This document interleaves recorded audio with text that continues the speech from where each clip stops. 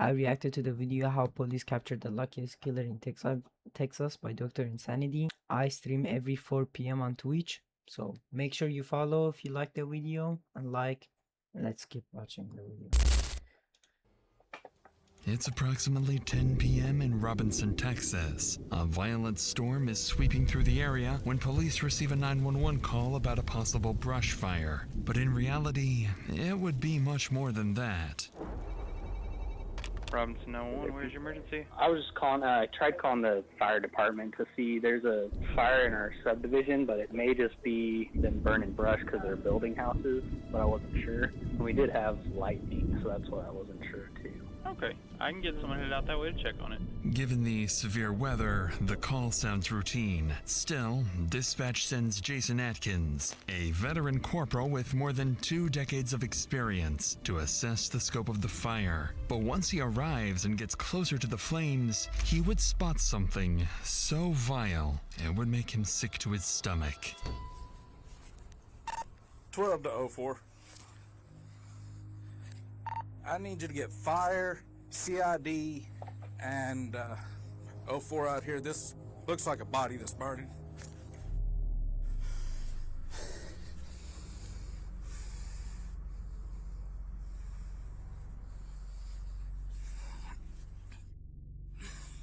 Should I use my fire extinguisher to put it out, or just leave it as it is to preserve any evidence? You can try to put it out, put it out. I can maybe get it put out, but I'll try.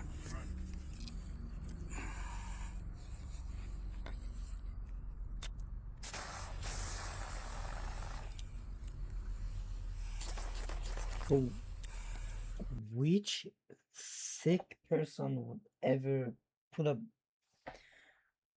fire on a body and leave it like in the middle of the street, which is like very obvious to find out though?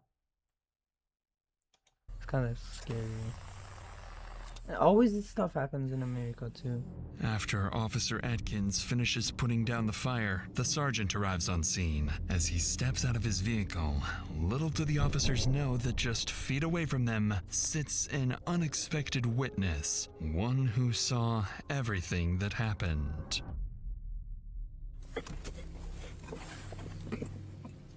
Is it a body? Yeah, Oh, Jesus. I got the fire out. Okay, that's fine. Just, I got this up. I saw. Be careful. I haven't walked up super close. I just walked up close enough to spray it out because obvious death. I wasn't going to get all up on it. Possibly female. Looks like a bra strap. I got to about right here. Okay, that's where fine. I hosed it That's fine. with the fire extinguisher. That's fine.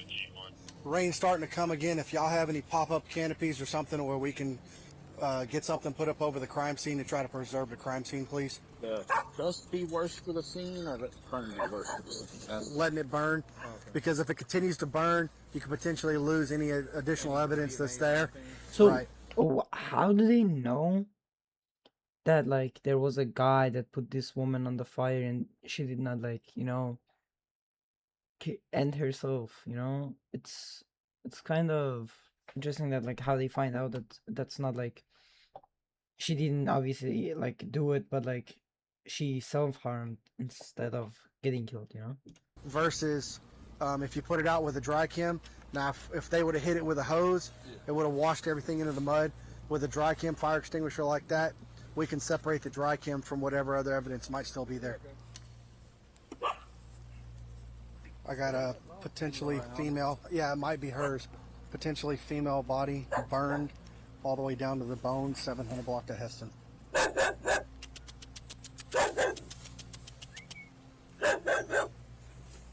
Go ahead and notify and call out animal control. We have a loose dog that's around the scene, possibly might be the victims. We need to capture this animal. Although Atkins Dogs and are the so sergeant intelligent. realize the dog may belong to the victim, even they don't yet understand just how instrumental this witness is about to become. By now, several more police officers, firefighters, and Detective Ryan Collins have made their way to the scene, and with rain and thunder refusing to stop, they know the scene must be preserved at all costs. But as they prepare to return to the body, they would come across certain details that would make them question whether whoever did this got incredibly lucky or whether this wasn't their first time. All right, so I'm not gonna have y'all go to the scene. Okay. Since we're here, we're already in the scene. Yep. Corporal Atkins will not be going in the scene, but I will assist Detective Perry in throwing that up. You must have set it up here so you can just carry it. That would be outstanding. That seems like the easiest thing to way to be smart. Way to be the smart one. Out of this, or? Come on, think tall thoughts. Yeah. Hey, you good, brother? You know me. I told you. That's why he's asking if you're okay. Oh, I'm good. Here. 1, 2. How would you testify in court on the amount of rain that came in between the time? It was a short torrential storm with dime-sized hail. Okay. That lasted about 15 minutes. And Sergeant Hughes was here also? Yes. Okay, so that'll be on y'all's body cams as far as time and all. Okay. Yes. It would drizzle, pour, stop, drizzle, hail, stop, poured, then drizzled and stopped. To top it off, the fire was involved. Ironically, perfect storm of the perfect storm of Yeah. destruction of evidence. Indeed, with hail, rain, and now fire, properly examining the body will prove to be a nearly impossible task, almost as if someone had deliberately chosen the perfect weather for his crime. 1 hour after the body is discovered, the fire marshal arrives and, together with Detective Collins, prepares to head towards the body in search of the smallest clues that may remain. But unbeknownst to them, every theory they're about to form would play right into the killer's hands, steering the investigation exactly where he wants it to go. But either she's stone knocked out, but I can tell you right now, I can stand next to a campfire and realize when my rear end is getting too hot. And the fact of the recent upticks in the homeless population being on running up and down 35, yeah. Really? Like 16 bodies in Austin. We've had 3 in Waco, and I think there's 10 in Dallas, Fort Worth area. I mean, you look at his torso, That's a small person. very small. That looks like the very, very cheap heater that you can get. And if she was drunk and or high, did she die? Did she open and then something set fire in the box that then made her Right. that smell? Or did someone come here, find her, goes, oh, shit, and then just set the fire? So far, all these theories are exactly what the killer wanted, allowing him to stay one step ahead. But then the fire marshal would notice something that would put them back on the right track. What is this hole right here in the skull? Right up front. Mm-hmm. Blunt force trauma? Mm-hmm. I'll leave that up to Emmy, but yeah, not my thing. But. And do you have any concern with that hole in the forehead? So it could be could be a lot of things. So it could be I still need some of it. that'll come out of the Emmys. So Gotcha. the way, but the missing piece of it is what kind of makes me question it. But it's just really interesting because it's right here on the forehead. She said there is decomp. In my opinion, that smells like decomp. And for somebody who strictly deals in dead bodies, I value the opinion. Right, absolutely. Because I was over there for some of that conversation. As it looks right now, is we have a homicide. Although not everyone at the scene is convinced, Detective Collins knows this is a homicide, and his intuition would soon be proven correct. More than 3 hours in, and investigators still have no idea who the attacker or even the victim is. Yet, the answer has been sitting just feet away from them since the very beginning. They just need to catch it first. There is possibly the victim's dog that's running around because it kept running up to the body and barking at it. We haven't found it. It took off. She likes your truck. You want to put your tailgate down, see if she'll jump in it? Maybe the owner was a truck person, had a pickup. But if the dog actually goes to the like the killer and just like follows the killer, that would be just like insane, bro.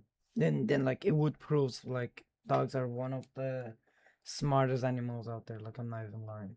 If that actually happens, that would be just insane. Or like maybe the dog has a camera in his neck. I don't know. It could be a lot of things. Oh, there you go. Fucking hats, dude. Prototype.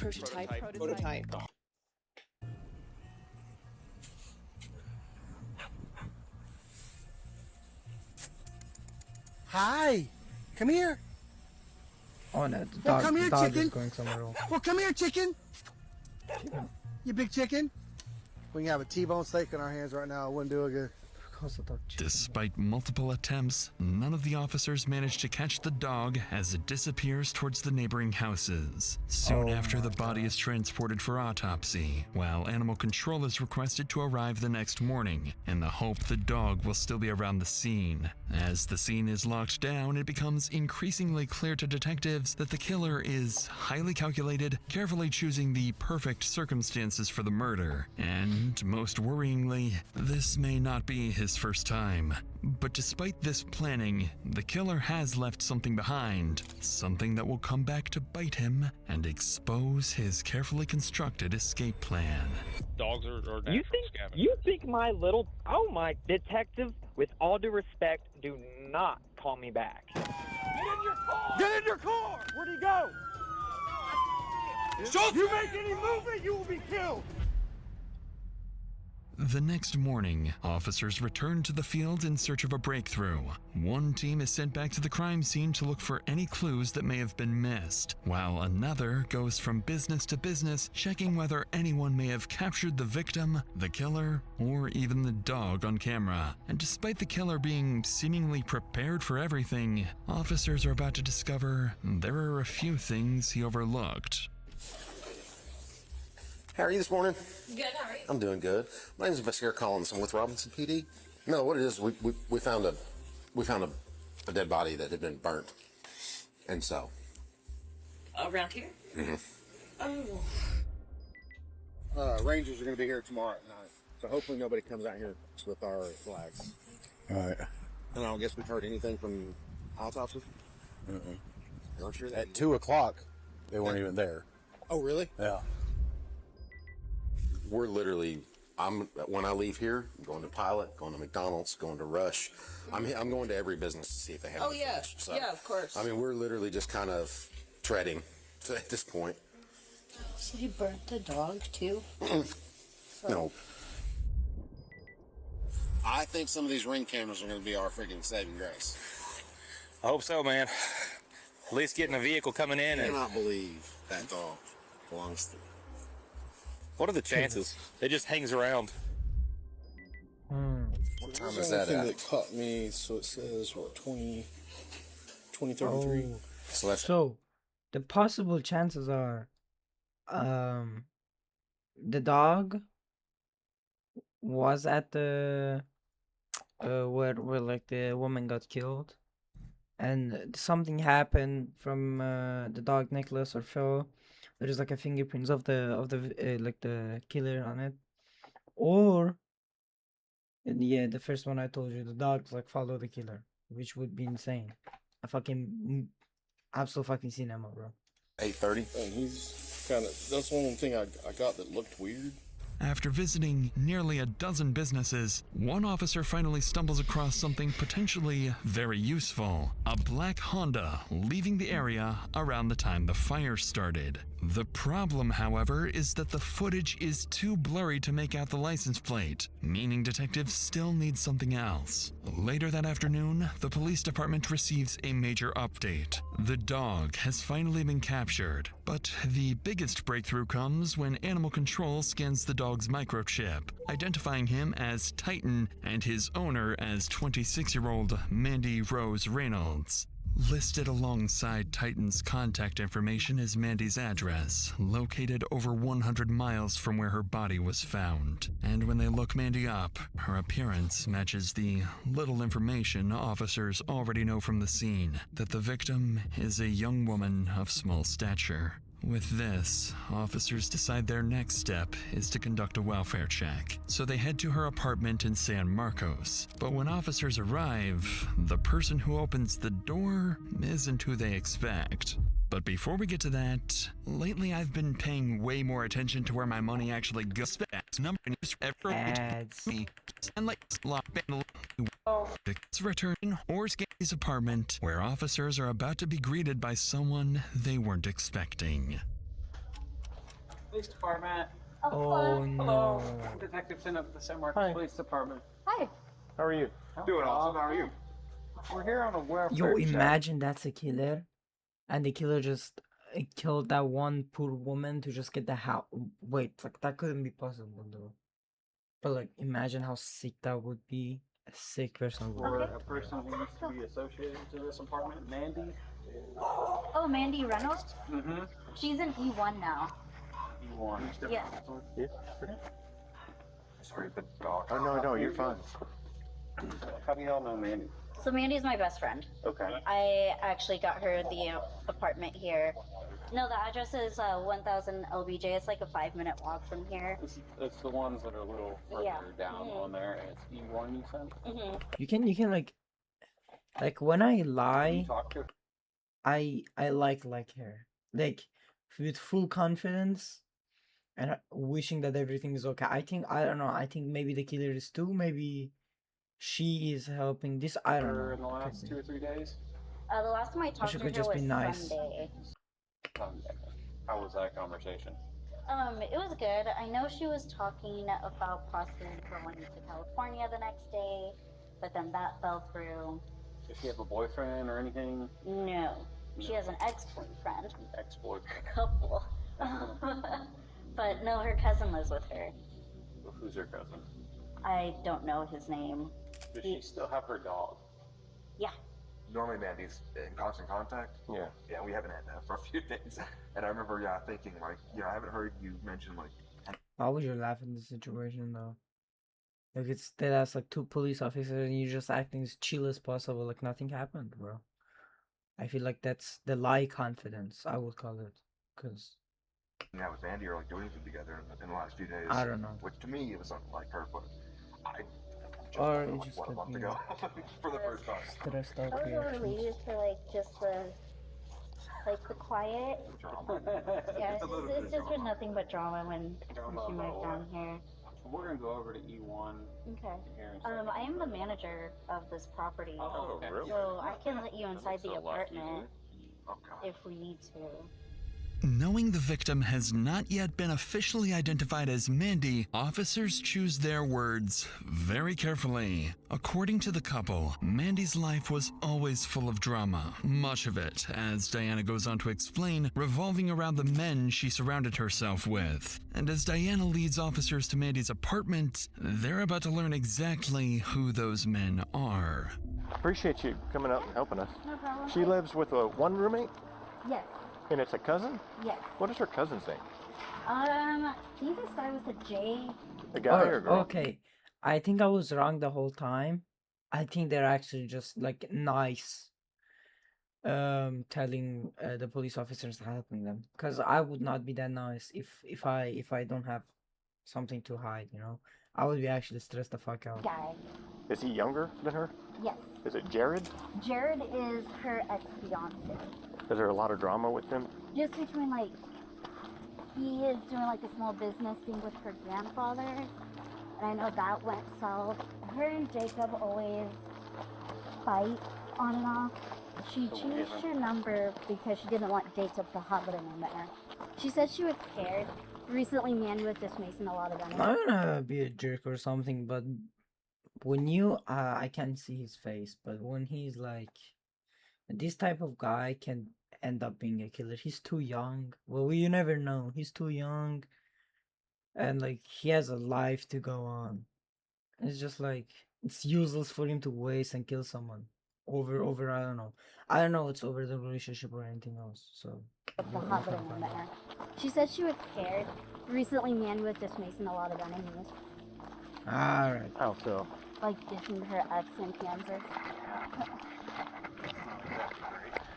Thanks to Diana, officers have just uncovered 3 potential suspects. Jared, Mandy's former fiancé, with whom she shared 2 dogs, including Titan. Jacob, an ex-boyfriend she had been trying to avoid after they split on bad terms. And finally, her cousin, who had been living with her for the past month. What if that's all just like,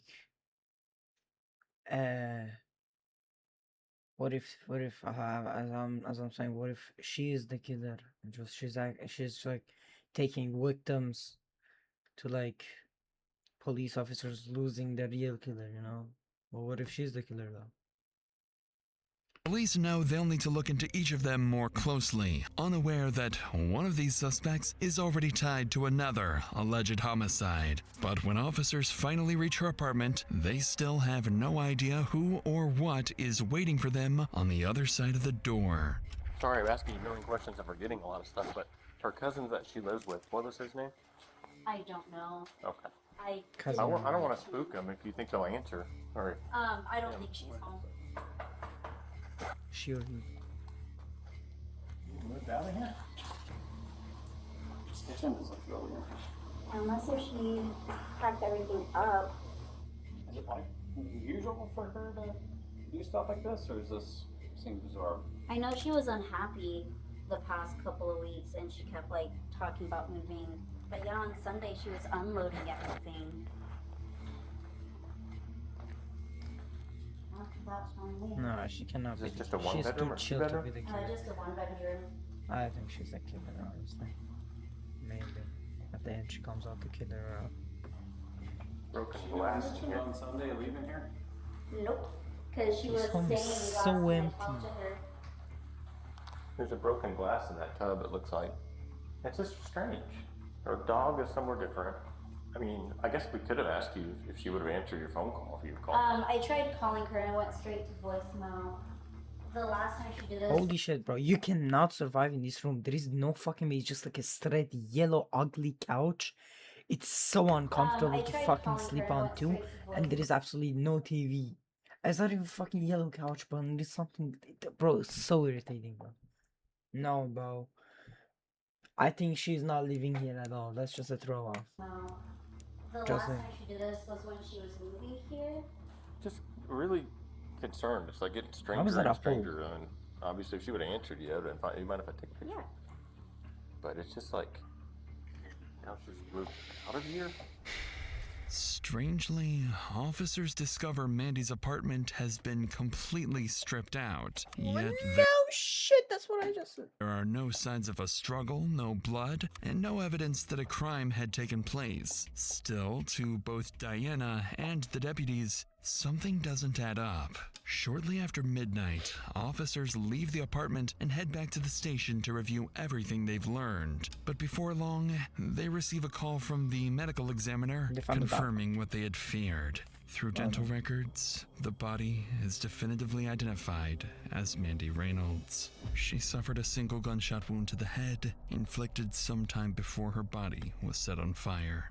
With one of the investigation's 2 biggest questions answered, detectives finally begin gaining some momentum. The following morning, as investigators begin pursuing leads that could identify Mandy's killer, one of those leads, unexpectedly, comes to them. Robinson Police. Yes, hi, my name's Mandy Reynolds, and I got a message that you guys found my dog. Oh, perfect.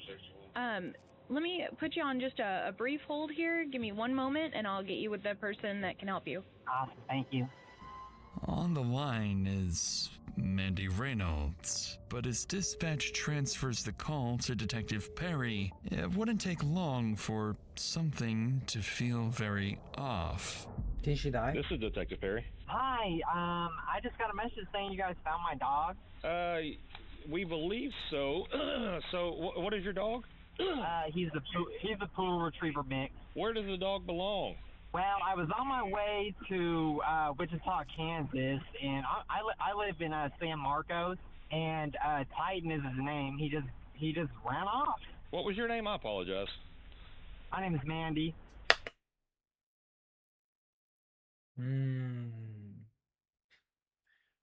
Oh, what a fucking idiot. Do you want me to come get him, or I don't understand. Is he at the pound? So we just put him at the pound, but we put a hold on him because we were trying to figure out who he belonged to. How long ago was this that he's been out? Oh heck, it's been I don't know. This would have been around 1 in the morning. Detective, I hate to cut you off, but you know I'm actually at work. I'm sorry you guys had to deal with that, but yeah, I'll come get him. What is it? I mean, 100 miles. So about 1 o'clock last night. Oh and Jesus Christ! Yes. What? I mean, what is the interrogation about? No, I'm just trying to make sure I understand why. You know what? That dog, that's my dog you guys have. Let's get that straight, detective. Okay, and that's fine. I understand that. You know what? I'll just come to the pound. Goodbye. That sounds like a mature ass, dumbass killer in my opinion. And whatever the reason was behind killing this poor woman, it must have been so dumb. After hanging up, reason must have Perry been so is dumb. certain he's someone is acting attempting stupid to as shit. impersonate the deceased victim. Believing he may have just been speaking with the killer, Perry immediately calls the number back, while investigators race to trace the phone's location. This is Mandy. Mandy? Yeah. Hey, this is Detective Perry. I think we got off on the wrong foot. So the reason I'm asking some questions, I'm just going to be upfront with you. We found your dog in a field. In the field was a crime scene of a deceased person. And that is, God. I didn't want to give you all the details because that's kind of sensitive. That is why I was asking some questions to verify how the dog got there, what's going on. Oh wow. I mean, geez, that field. Good Lord! I just wonder how long he was outside. You know, I can't even imagine what he went Low tier acting. through, and then now there's a deceased person. Like, oh my God. This number. Oh my God! And he sounds like a man. He doesn't even sound like a woman. Mandy's a woman. Oh my God! Like, why would you do that? Oh my God! Jeez. With absolutely no emotion behind the talking. Comes back to a different name. Are you on somebody's phone plan?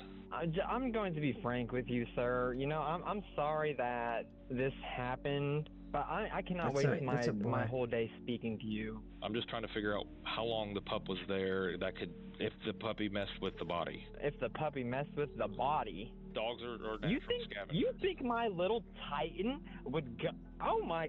Detective, with all due respect, Titan would go. Oh my, detective, with all due respect, do not call me back.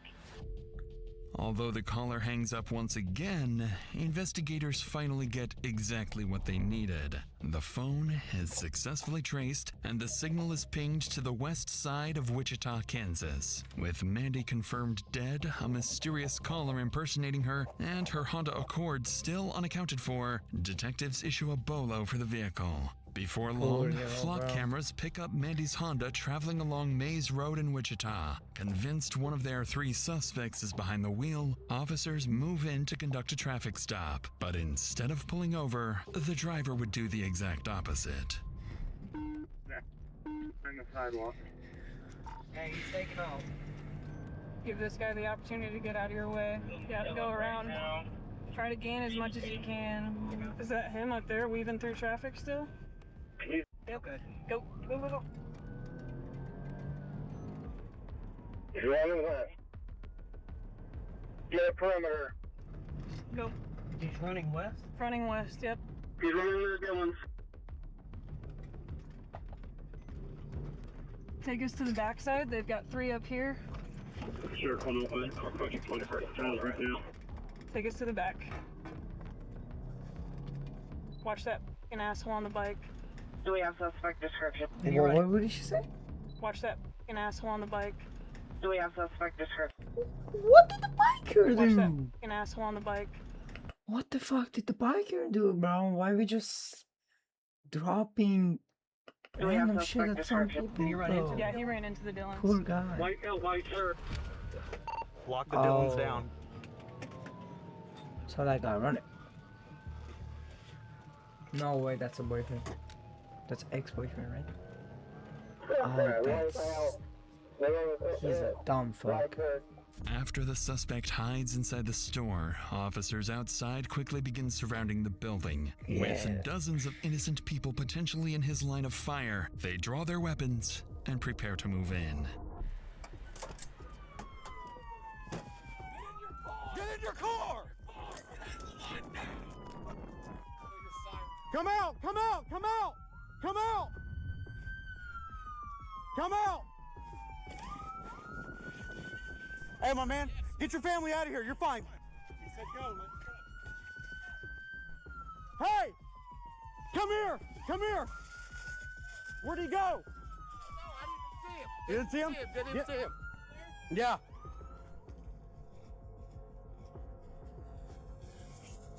Where'd he go? They say they towards the back, but I've just been getting. Here. Oh, maybe he's over there. I hear something yelling. Hey! I have flash. Watch crossfire. Watch. Come on!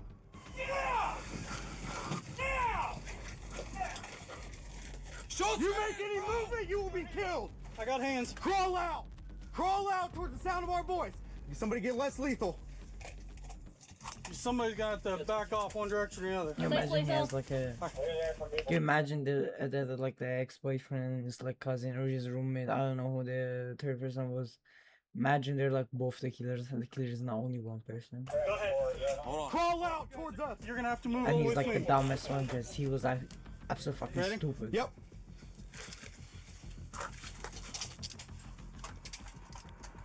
Pull him out. Yep.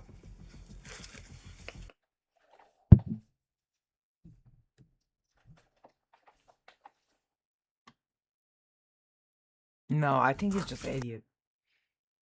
I think he's like stupid. Like that's the best what comes out of my mouth for him. I think he's just.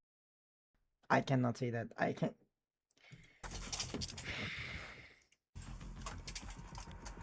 Pull him out.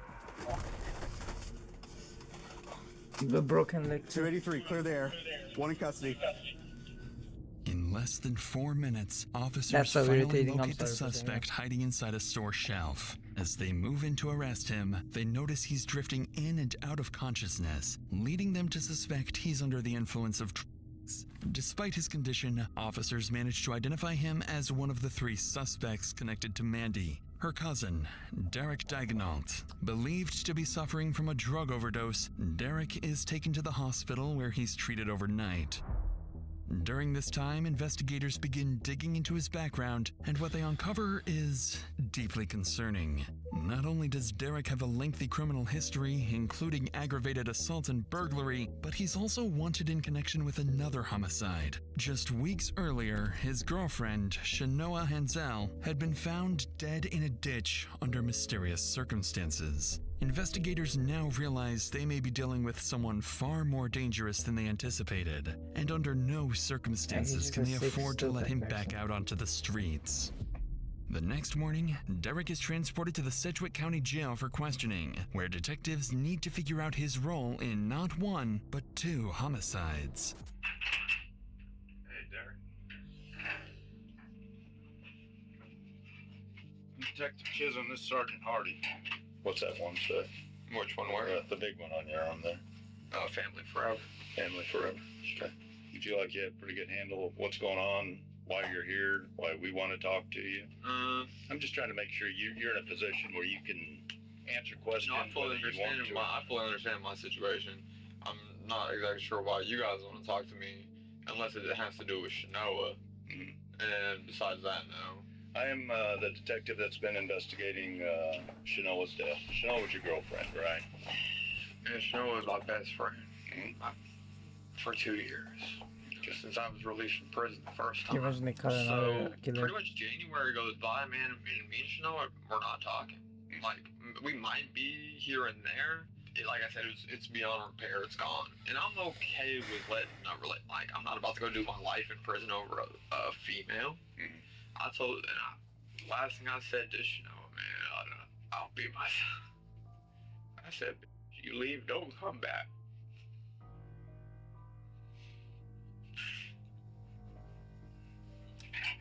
Could it have been an accident? Sure. It's like an accident. But I don't know. I don't see it, but did I do it? No. As expected, Derek calmly denies any involvement in his ex-girlfriend's death. From the beginning, detectives believed the evidence tying him to her murder was weak at best, but the same cannot be said about Mandy. And as questioning continues, the conversation is about to take an inexplicable turn. Where'd you get the car? I'm gonna tell you something, man. I'm gonna leave it at this. Like, the cartel in Texas is very real. When the person I went down into Texas with was knee deep in debt with the cartel. But how's that have to do with the car you ran from us in last night? What do you mean? Well, I mean, where'd you get the car? The car was my cousin's. She give you the car? No, she didn't. I took the car and it wasn't my choice. Like, if it makes sense, it makes sense. If it doesn't, the cartel told me, go dig this grave, right? And guess whose grave I dug? My grave. They empty a couple slugs right into my chest. They say, hey, Dad, you want a beer? And I turn, take 2 to my chest, man. And I got a bulletproof vest on with a plate in it, you know? Do me a favor real quick. Lift up your shirt. Just let me see your chest. Whereabouts do you think you got shot? Pretty much center mass there? Okay. As the detective examines his chest, there is no bruising on Derek's body, something investigators would expect to see had he truly been shot twice, even while wearing a bulletproof vest. By now, detectives realize that by avoiding direct confrontation, they've gotten virtually nowhere. So now they would attempt to pick apart his account piece by piece. But this approach is about to backfire. I get out of the grave and I go home, and where's home? Home is in San Marcos at Mandy's apartment. It wasn't right in there. What do you mean? It was just an eerie feeling. Like, there's just certain that she wouldn't have left that was left. If someone made you kill her or made you watch her get killed, now's the time to let us know. Look, man, I'm done talking about the cartel with you guys, period. I'm done talking about the situation. You know, like, are you guys trying to, like, get me killed? No, we're trying to find out if you killed her. Do you still want to talk to your mom? Well, we talked to her a little earlier, and she said she'd be willing to talk to you. It's just it's up to you. Yeah, can I call her? They're asking where Mandy is. They got her, huh? The cartel? Yeah. I know you do. You feel me? But I'll tell you one thing for sure, 2 things for certain. It ain't gonna be because I killed Shanoa or Mandy. That's not why I'm going back to prison. Oh, I know you didn't. I know you didn't. And I know you didn't kill Shanoa, and definitely not your cousin either. While Derek's mother remains adamant that her son is innocent, detectives outside the interrogation room have just finished reviewing surveillance footage from across San Marcos, and the evidence tells a very different story. Piece by piece, investigators begin reconstructing what they believe happened to Mandy. Just weeks after Shanoa's death in March, Derek had an active warrant and was wanted in connection with the case. That's when Mandy decided to let him stay at her apartment in San Marcos. By early April, the situation had deteriorated. Mandy was struggling to live with Derek and decided she would drive him back to Wichita around April 4th. Investigators believe Derek knew he was about to be kicked out. Prosecutors allege that sometime on April 3rd, Derek shot Mandy once in the head inside her apartment using her own stolen .380 caliber handgun before taking her cash and belongings. The following morning, Derek purchases a large plastic storage container, the same type used to later conceal Mandy's body, along with a shovel, gas can, duct tape, and garbage bags. 15 minutes later, CCTV captures him loading the items into Mandy's Honda Accord, and sticking his head out of the passenger window is Mandy's dog, Titan. That afternoon, investigators believe Derek... returned to Mandy's apartment, where he cleaned and staged the scene before loading her belongings into a Penske moving truck. Later that evening, he drove 2 hours to Robinson, Texas, where he dumped Mandy's body and set it on fire, a crime executed almost perfectly, if not for Mandy's dog he left behind. In November 2024, Derek Daigneault is convicted of murdering his cousin, Mandy Reynolds, and sentenced to life in prison with the possibility of parole in 2054. He has not been charged or convicted in connection with the death of his girlfriend, Shanoa Hansel, and that investigation remains ongoing. And as for Titan, he was happily taken out of the pound and is now living happily with Mandy's best friend, Diana. Thank you for watching, guys. It was actually a very sad video. Well, I will also react to others videos or commented in the Twitch chat. So join my Twitch, follow me, and see you guys in the next video. Now we got 4 more, couldn't drop 3 now. Show me your friends, I'll tell you your few.